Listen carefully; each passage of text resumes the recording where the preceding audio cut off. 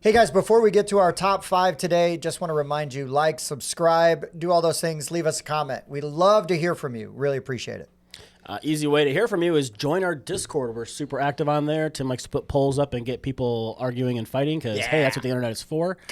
We also have a Patreon, so if you are able to, we would really appreciate you supporting our show that way. But if not, your comments are also welcome. The shenanigans continue on Instagram. Follow us there. Check out our memes, reels, and previews. Also, we have a live show every Wednesday night. We drink whiskey and talk board games. It's always a good time. We'll see you soon.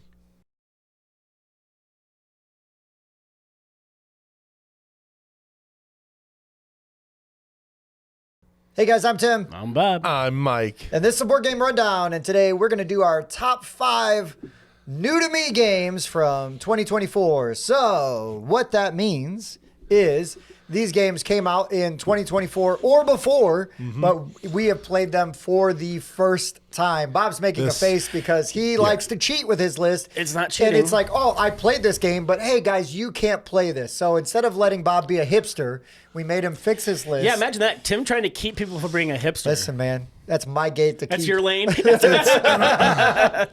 Well, I mean, to me, like, it was new to me last year. I mean, granted, it didn't get released till this year, but I thought, new to me meant when I played it first, and when I played it first last year. But if you're saying I can put it on my list this year, I'm putting it on my list this year. So people can buy it and play it. They hear you talk about a game you like. They want to be able to run and go buy it. They could go out and pre-order it, and as soon as it comes out, then they get to play it and see what all the hubbub's about. Listen. That said, we try to focus on games that are available now. You can go out and buy these games. They are available. And we don't only do 2024 releases because, well, we don't get to play every single game that comes out. And I think it's just interesting to see what older games did you play for the first time this year that still stood out amongst all of the new releases. So with that being said, then, if something was out of print and you played it for the first time and you can't go out and buy it, would it not then qualify for this list? You can still go buy it because there's a secondary market. Okay, so you could definitely go out there and overpay for it if you want. That was not on the criteria where it's like, well, you can't overpay it. Like, look, there's like 2 rules. That's hypothetical. It has to come out in 2024 or before. Rule 1. Rule 2, it has to be able for you to purchase it. This is the first I'm hearing these rules. Good God. We've done this show for 5 years now. And this is the first time I've been hearing about the rules. It's like teaching. I feel like you or Mike when I'm trying to teach a game right now. And then Mike's like, well, I didn't know that you said that. I'm like, literally just said that. That did just happen. But that's not the point. If you talk to Bob while I'm reading a card, not going to hear it. That's also true. Mike is very zoned in when he is focusing on something. Okay. All right. So all that aside. And the other thing, real quick, about that whole like comprehensive best of 2024 list, I have a problem with because kind of like what you said, so many games come out and there's so many games that I've wanted to play that I've not yet had the opportunity to play. So I don't really feel like it's fair to go, well, this was my #1 game of 2024 that came out because I didn't play all of them or enough of them for me to feel like I've got to, like, well, that's better than all of those. Well, maybe not that one. I haven't played it yet. Oh, and I really did want to play that one. So maybe that one would have been higher had I played it. I just feel like that's baloney. Congrats if you're one of those channels that gets to play all 4,000 some board games that come out every year, and you can decisively say these are your top games of 2024. Good job. But that's not what we do. Nope. All right, Bob. It's me. You ready? Sure. You ready for number 5? Oh, yeah. Oh, man. Guns blazing today. Yeah, it's sure. Coming in hot. Yep, that's the word. All right. So, number 5.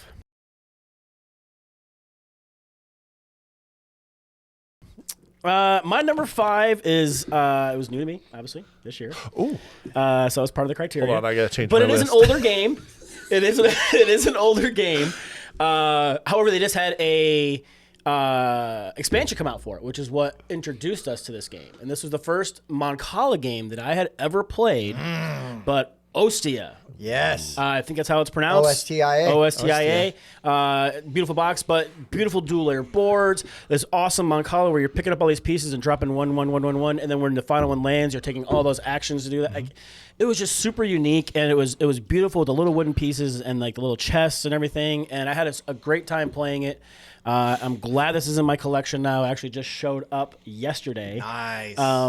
But yeah, if you get a chance to check this out, do it. It was a ton of fun, and really looking good. forward to trying it again. It's a great game. I was not here for that preview. I've been begging for another good Mancala game because I'm a huge fan of Trajan. I can't wait to play this. Yeah, yeah, it's great. It's great. It's definitely worthy of that pick. All right, my number 5 is much lighter from 25th Century Games. It is a reprint, so I don't know. I think this game is new to them this year. It definitely was new to me. And I'm talking about Sausage Sizzle. With art by Ian O'Toole, this is a very straightforward push your luck game. You're rolling 2 sets of dice. One set are the animals, and then the one set are numbers or sausages. And you're basically just trying to lock in the set of numbers, and then you're going to multiply that by the number of animals of the same kind that you have, but you can only use each animal one time. The game plays very fast. It's very tense, and it's super fun. Yeah. Sausage Sizzle. 6 times I played that game in the month of December. Nice. Alone. Yeah, alone? Alone. You played it alone 6 times? All right, Mike. Playing a solo variant? Is that what's going on here? Or beer me strength. You sitting in your room going sausage is not playing Sausage Sizzle. Wow. Are we Which still reminds me, talking Joe about a Biden board rolled game? hands. Ooh, only yams. Got That's it. right. All right, my number 5 is the only game on this list that did not come out in 2024, and this is Beer and Bread. Oh, yeah. This is a Scott Alms design, who, of course, designed the Tiny Epic games and Heroes of Land, Air, and Sea. This is a 2-player only game where you are using cards and you are trying to craft beer and bread. But some cards you are going to stash under your board and use it as an engine building way of generating resources even faster to improve your production and craft those beer or bread cards quicker. The game has a draft, so every other round you're swapping hands with the other player. And I just really like the engine building, the way the resource management is done. If you grab resources and you can't hold them all, the other player gets the opportunity to take them and put them in their hold, which is an interesting mechanic. And plus, I like how you're scoring both sides, beer and bread, but only the lowest one is your final score. I like that mechanic. So you can't specialize. You have to be good at both things. So I bought this game a couple years ago, and somebody taught it to me this year. Really enjoyed Beer and Bread. Nice. Yeah, I really enjoy that mechanic as well. Like, I haven't played that game, but it was in the Merchants of the Dark Road. Yeah, that was really cool. And We'll get that one out. It two- only plays like 30, 45 minutes. It's Between very two quick. castles, kind of similar thing. All right, it's going to take us down to number 4.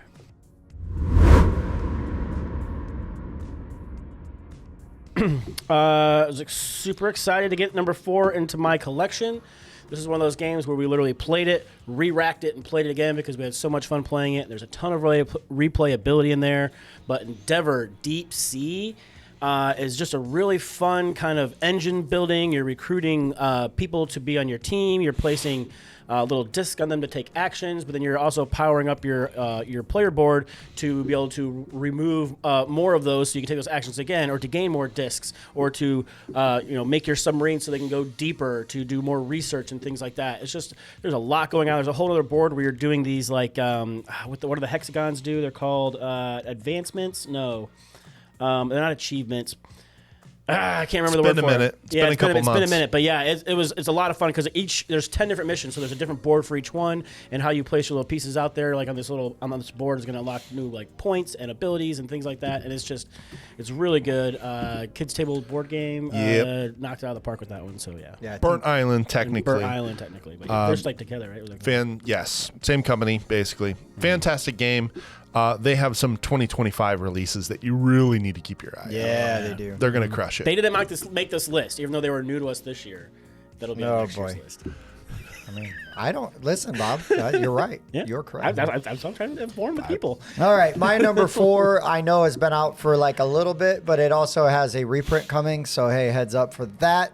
But this game blew me away. I really enjoyed Resurgence. I really loved the bag building. Okay. The way the chain reactions with the worker placement and just the action selection and your engine building and like the way all of those fire off just really, it just hits that sweet spot in my brain, and it does those things that those really fun and satisfying engine builders just do, and it does it really well.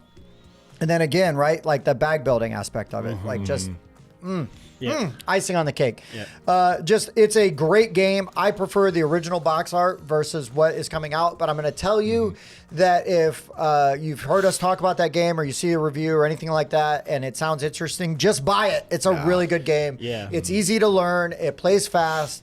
There's not a lot of downtime between turns because, the engines are firing off, but like you're getting ready to do your own turn and fire off your own Right, engine. yeah, the turns are quick. Yeah, so really good, really satisfying, and really snappy. I really like Resurgence. That redo of the art was much better than some of the other games I've seen with new versions coming out with Yeah, redone no, it art. wasn't like it was offending my senses. Right. I just like the prefer vibe. like the that red and white versus the what in is that it, font. blue or whatever Yeah, it is yeah. now. I can't tell.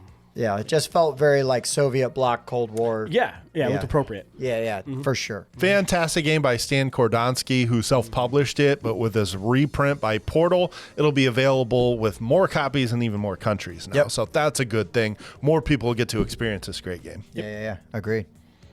All right, my number 4 was a Gen Con release, and it's Loot. With 3 O's from right. Gigamik. I love this game. You just place a Viking out, and then you get a resource, and you take that little hex resource and put it anywhere on your player board. So you're actually working 2 puzzles at the same time. You got these resources that you can create patterns that have different ways of scoring, castles you get by putting 4 of your Vikings next to each other. Vikings. I almost said it without even trying. The towers you get by connecting, and you get long ships that you put on your board and you surround them with those resources. They flip over and they increase how much those resources score. It's just an excellent game that plays very quick. Turns are really fast, but there's a lot to consider. This game is just super high on my crunch per rule ratio. It's very easy to learn, but there's a lot to think about on your turn. This game just works really well for me, and it is fantastic on Board Game Arena if you play on there as well. So Loot was definitely going to make my list. Yeah, I love how you have like the puzzle you're doing with everybody else, and then you have the puzzle you're doing like on your own with nobody's interfering with you. It's really good. And this is one of my favorite experiences from Gen Con this year. Was Tim and I sitting down to learn this game. It was a great time, and probably my favorite game from Gen Con this year. Yeah. Yeah, that man did not like that you were beating him. He did not like that. It was funny. All right. So that's going to bring us down to Number 3.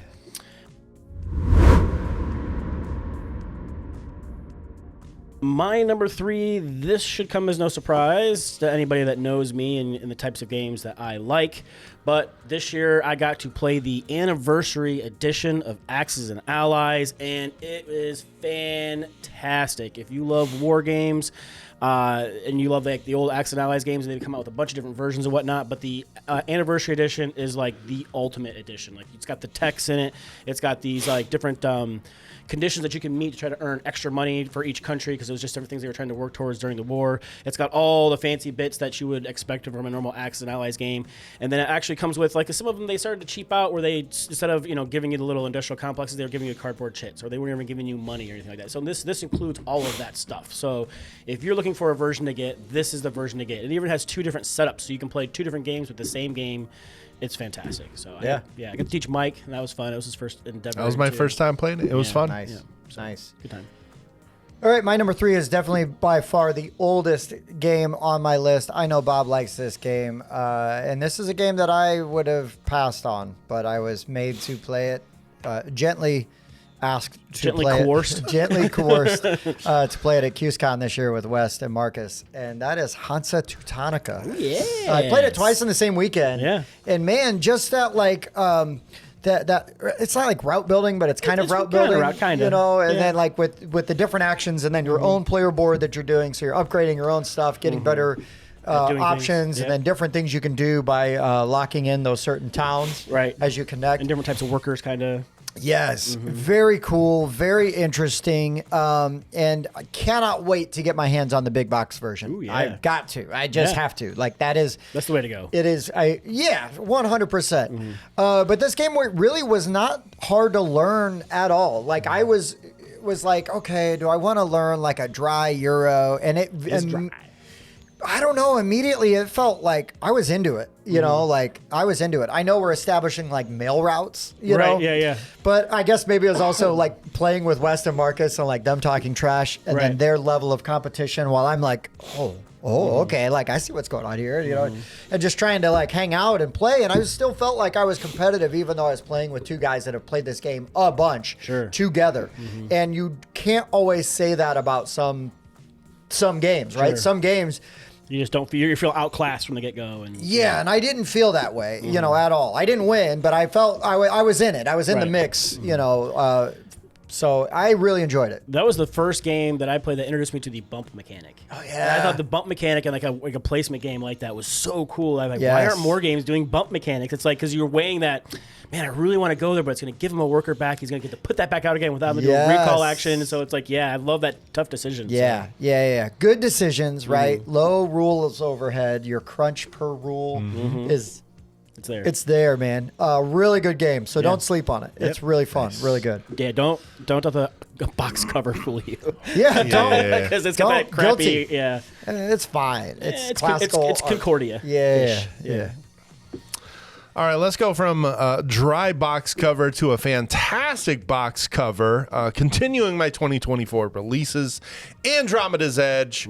I thoroughly enjoyed this game. This is one of those games that is worth the time to learn and set up because the gameplay is fantastic. I was already a fan of Dwellings of Eldervale, and I feel like this game improves it in every way possible. The greatest improvement, in my opinion, still is how much easier it is to get your recall engine going. I always loved how you could buy these cards and recall your workers to activate those cards, but it was hard to get your recall action really kind of primed up and churning out what you want. But now they go in 4 separate rows, separated by columns. One of them, you just put one worker there or one ship there, and it fires off the entire row. So if you get 4, 5, 6 green cards, all of them are going to activate by recalling one ship. And that is so satisfying. And plus the fact that you can use those energy cubes. As long as you've put a ship in that row, you can spend energy to activate another card in that row. And that just made that recall engine feel so much more important. And I thought it was one of the few things that could have be improved with Dwellings. They improved the pacing of the game, and I just really enjoy what Cardboard Alchemy did with Andromeda's Edge. Love this game. Yeah, smart. Really smart. Yeah, it was really good. I enjoyed it. It was on my list initially until our earlier discussion, and then it got bumped. So it was out in 2024. Yes, it was. Okay. So it's going to take us down to number 2. So my number 2 was technically new to me last year. I played it at Gen Con. They had a prototype, but they had a pre-production copy. I got to play it with one of the fine gentlemen at Captain Games, Francois, if you're watching. I doubt it, but hello. And Pat and Julia, Tim's sister and brother-in-law. And it was my favorite experience of Gen Con last year. This year, it was finally released. But Path of Civilization is one of my favorite new Civilization games. I love the simultaneous play. It has a very streamlined turn sequence that's at the bottom of your board, so everybody can kind of follow along, and you're all doing the same things at the same time. It's got a really interesting decision making. At the very beginning of your turn, you have 5 cards, and you're trying to decide which card do I want to activate the left side, which card do I activate the right side, and which card do I just bury and get rid of for good.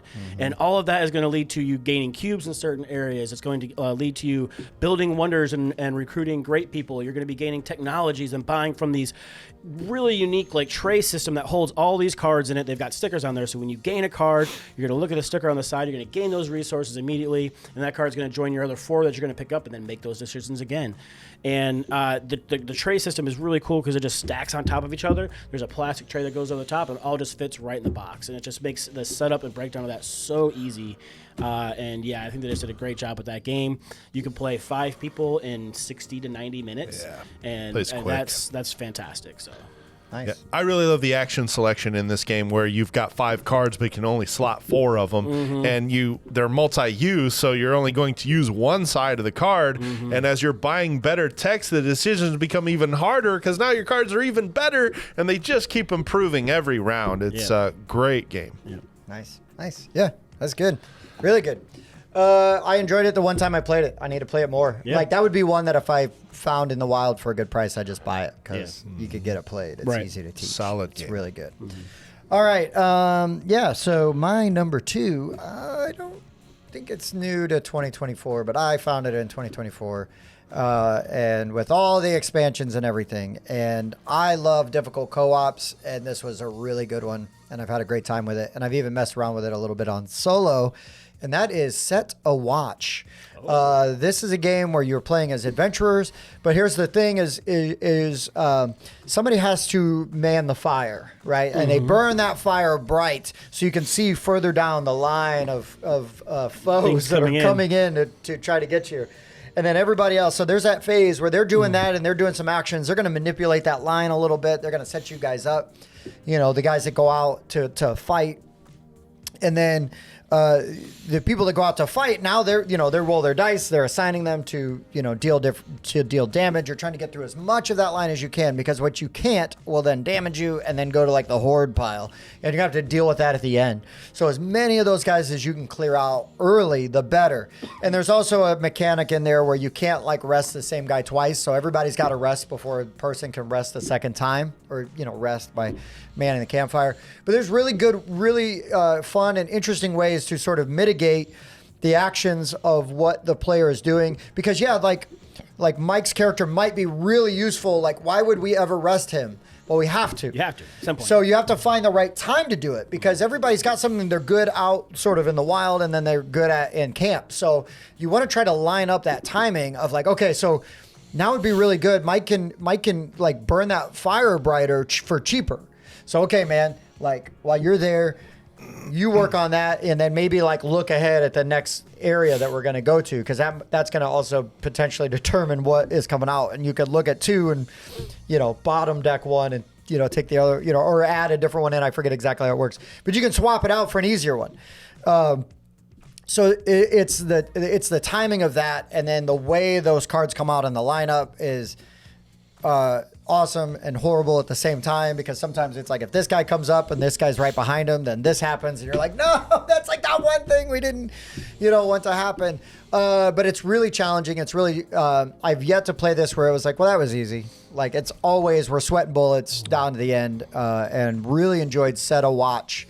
Cannot wait to play the campaign mode. I have it. We just haven't gone through it yet. I really like the art and the components and stuff in that. The art and components are also amazing, and a great insert in the major box where you can kind of set everything up really easily. Nice dividers and everything.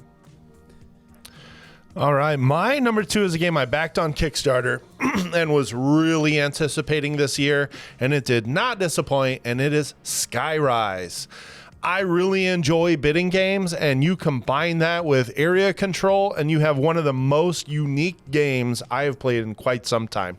You're basically just going to take one of your buildings, which has a bid on it, put it bid side up on a territory, and the player to your left gets the opportunity to pass or outbid you by putting a higher bid building out on the board. You're going to continue until everybody's passed, and there's one high bid on the board. All the other buildings get removed, and that highest bid gets to build their building and take the token from that section of the board. You're doing some set collecting based off that. So if you're collecting a yellow chip, every yellow chip you get makes all of the yellow territories you control worth more points. And I just really appreciated the set collection aspect of this game and how unique that bidding aspect is. You are bidding to control territories, and those chips determine how much they score. It plays pretty quick. You can play this game easily in about 70 minutes, even with 4 players, and the components are fantastic. The components are ridiculous. I really want to play this game just because I want to sit and play with those pieces. Yeah, I got the deluxe that's got that like the plastic like floating island on it. Those buildings are just bonkers. The fact that it's the bid on one side and then you flip it over to build it, and it's this, 3D amazing looking building that stays on the board. Plus the Andrew Bosley art on the box. Roxley crushed the production on this game. Yeah, it is one of the most amazingly produced games that I own. But the gameplay is just so unique. There's just nothing else like this that I have played or is in my collection. Great design by Adam Wise. This was a reprint of Metropolis that had been out of print for a while. Skyrise did not disappoint. Nice. I really like how as you gain those tokens, they become worth more. But then if you get too many of them, it becomes worth fewer points, and that's really interesting because you got to try to push your luck there. And people can game that and just pass and force you to take the why don't extra you go ahead and one. Take that extra yellow token, Mike. And you're like, you son of a gun! I didn't even want that territory. It's like, Yep. And then there's the ABCD tiles out there that are all worth a different amount of points, but they're face down, so you got to collect one to look at how much they're worth. Right. And you're like, well, he keeps grabbing those D tiles. Those must be worth more than the B tiles. Yep. Very, very clever game. Yep. Cool. All right. It's going to take us down to number one. So my number one was technically new to me last year. But it came out this year, so apparently it qualifies for this list. That's more important. I mean, if you watch the show at all, you know I love Forces of Ravenshire. Yeah. Come on. It's fantastic, right? I mean, we've talked about it a lot. There's a bunch of videos on our channel, but I mean, when you can teach a game over and over and over at a convention, when you can teach people here, you can play it, and then like a couple weeks ago, I'm like, what should we play? I'm like, I want to play this game. Still, it's a great game, right? Yep. You're placing dice out, collecting resources. You're going to pick a die up, collect even more resources, put your die into the proper guild, run that guild. You're going to take your dice, you're going to move them over to your production phase. You're going to run your forges, your kiln, complete contracts. It's just an engine builder where your engine's already going.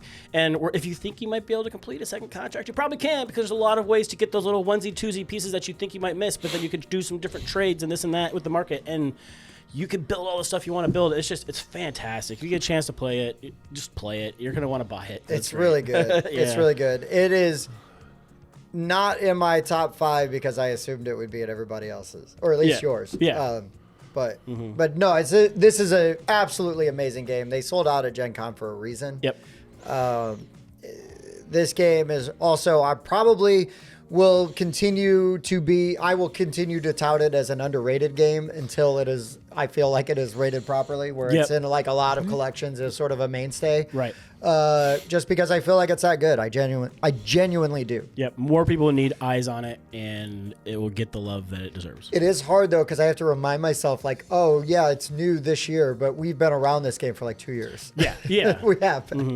We have. So it was new to you last year, or the year before last? No, it was new to me 2 years ago. 2 years ago. 'Cause I'm a hipster. Oh, that's right. I played a prototype that was way different. Well, gameplay was the same, but looked way different than what you now know and love. All right. My number one is absolutely undeniable. It is my most played game this year, and I just got it at Gen Con. No, I got it after Gen Con. I didn't play it till September. And this is still my most played game this year. That's Flip 7. Oh, my God. Let me just say. So fun. Here's the thing. I have played some amazing games this year. Absolutely amazing games. I played Inventions and Speakeasy, right? Two Lacerdas that I genuinely really enjoyed. Really crunchy, right? I mean, we've played some really crunchy, heavy games this year. And they're really fun and really satisfying. And but I can get anybody to play Flip 7, and I can play it anywhere. We can play it on our live stream. And I played it while waiting for a Notre Dame game to start. You know what I mean? Like outside the stadium. This is a deck of cards. A deck of cards has no business being this much fun. It's really fun. It's really good. It's very straightforward, and it's very simple. But I just think it's really important to not lose your love for the simple games, even though there are all these amazing, heavy or even middleweight games. I mean, everything is lighter or heavier than Flip 7. Just about every game is heavy. But this game is so damn good, and I played it so many times. The only other game that I have gotten more people to buy this year, other than Flip 7, and it can't be on my list because I played it for the first time like several years ago, is Can't Stop. I played Flip 7 and Can't Stop with a bunch of people that don't play board games, and they went out and bought both of them immediately. So Flip 7 had to be my number one. I've never had a bad time playing it, because here's what happens. If you lose horribly, the game's over in 10 minutes, you laugh and you just play again. You're like, well, that went awful. You know, I mean, how many times do you bust on a 2, which is virtually impossible to do? But it happens all the damn time. It's so much fun. Flip 7 had to be my number one. The op, sneaky good this year. Yep. Sneaky good. Lots of good releases from the op. That one's just my favorite. And if you check out our live show, Whiskey Wednesday, we play it all the time. All We the do. time. It's so easy to play. It's really easy to play on the live stream. We even played with With people in the chat. yeah, we played Yeah. with people in chat. I've picked up a copy of this, taught it to several people now, and it's always a hit. Yeah. We should get commission for Flip 7, man. Greatest card game of all time. It might be. Says it on the box. Yeah. Well, you know, Magic the Gathering over here. A lot cheaper. It's You can get it for a booster way pack. cheaper. Yeah, for real. All right, Mike, what do you got for your number one? I got to Time- guess. Time for some crossover of what I've played. This is my game of the year. It's Endeavor Deep Sea. Nice. Wow. I've got to play this. I love this game. It's an engine builder. You know, you're starting with tiles that you put your tokens on that'll determine the worker placement spots that you have. But every round you get more, and you get choices of which ones you're going to pick. And it becomes this turn action efficiency game, and it can be pretty tight. So it's really important that you're setting yourself up for each round. Plus, you're moving up these tracks, and those tracks give you more workers to use. They allow you to pull workers off so you can reuse them on the next turn. And meanwhile, you're exploring the sea, and you're going further into the sea and deeper, and those tiles get stronger and stronger. And I love how the color of the subtle thing of how the color of the cards is different depending on how deep you are into the sea. The darker it gets. Yes, Yeah. because there's Makes sense. less sunlight, of course. But what is actually just like a conservation game that, by the way, has no plastic in it. Even the inserts are recycled cardboard. Yeah. Nice. The amount of replayability that this game has. There's 10 different scoring boards that are double-sided, and they're all different themed. Some of them are based on doing the conservation action and doing research. Others are diving deep into the sea. And there's a co-op version. It plays in 90 minutes. This is one of those games where as soon as I'm done playing it, I want to immediately play it again. Yep. And that is just what we did, too. a sign of a fantastic It is. game. So to me, Endeavor Deep Sea was by far my favorite game from this year. I love this one. And I want to keep playing it because of the amount of replayability that's in that box. Yeah, I want to try all the other missions. You know, Yeah. see what they bring to the table. 'Cause Plus- different scoring conditions and everything. Yeah. And then the level 5 technicians that you can get, there's a ton of different ones of those. 15 unique or something I like that. haven't even seen most of those. Yeah. So there's so much of this game I have not seen yet, and I've got 4 plays of it. So I can't wait to get to this to the table again. Nice. Cool. Yeah, I can't wait to play it. You guys talking it up. I'm dying to play it. Yeah. I know it won't be hard to get you to play it, though. Yeah, so twist that'd be around. good. Let's play it now. Okay. Yeah, seriously. Where is it? All right, guys. Well, what have been some of your favorite games in 2024? Not even just new releases. What was something you played for the first time in 2024 that is out that you can actually purchase? Not saying, oh, I demoed this at Gen Con. It was really good. It wasn't a demo, though. It was a full playthrough. We literally played the whole game. Yeah, but Path to Civ, you can play a full game in the time it takes to play some demos at Gen Con. That's Just how good saying. that game is. Yeah, I agree. Just saying. But anyways, yes, we want to hear from you. We want to know what games you were excited about, hot for, and what really did it for you in 2024. Because now we're in 2025, and there's going to be a whole new slew of games, and a lot of them are going to be awesome. Yeah. We've had the opportunity to see some of them, and we'll do a list about that another day. With new rules. Same rules, just actually enforced apparently this time. All right, we'll see. So, for the board game rundown, I've been Tim. Bob. Mike. Thanks for watching.